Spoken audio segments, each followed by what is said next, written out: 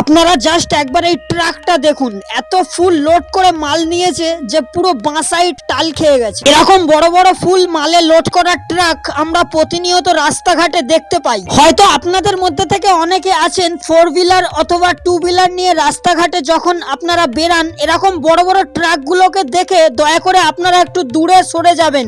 হয় এই ট্রাকগুলোকে ওভারটেক করে আগে বেরিয়ে যাবেন, না হলে এই ট্রাকটাকে আগে যেতে দেবেন। কারণ দুর্ঘটনা যখন ঘটবে কারোকে বলে ঘটবে না, তাই আগে থেকে সাবধান হয়ে যাওয়া আমাদের সবার ক্ষেত্রে একান্ত প্রয়োজন। আমার এই ভিডিওটা ক্রিয়েট করার মানে এই কারণেই ছিল, জাস্ট আপনাদের সাবধান করার জন্য। কারণটা হলো আজকালকার দিনে সোশ্যাল মিডিয়াতে ট্রাক পাল্টি হয়ে যাবার ভিডিও আমরা প্রতিনিয়ত দেখতে পাই, এবং আমরা প্রায় সময় দেখতে পাই ট্রাক পাল্টি হয়ে যাবার কারণে বহু মানুষের মৃত্যুও হয়।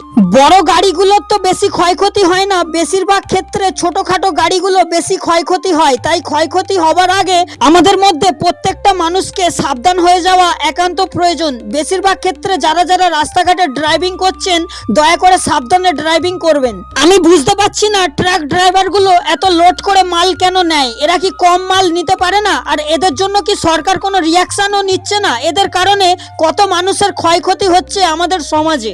আমি সবাইকে একটা কথা বলতে চাই, গাড়ি চালাবার সময় সবাই মনোযোগ সহকারে গাড়ি চালাবেন। সবাই ভালো থাকবেন, সুস্থ থাকবেন। Safe drive, safe life.